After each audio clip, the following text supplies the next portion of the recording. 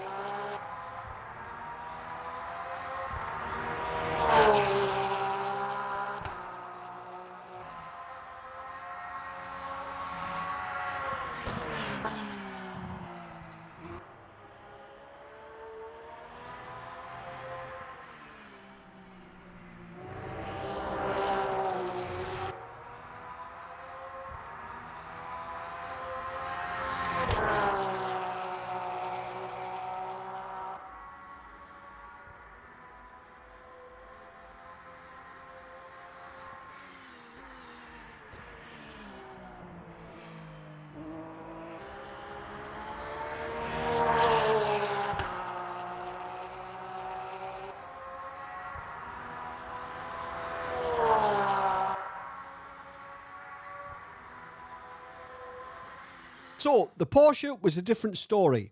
That felt really quick. It was typical Porsche-like. You've got the weight of the engine at the rear, so you could really feel that when you're turning in, but that gives you lots of rotation. This was probably the most unstable of the bunch, and it's the only one that I actually span. But if you can manage the twitchy nature of the Porsche, it's definitely going to be quicker. So we did a 203.481, just slightly slower than we were in the Ferrari. But with a bit more practice, I could definitely get another 2 or 3 tenths off that time. Now, onto the free car, which of course is the best car. It's the Ford Mustang.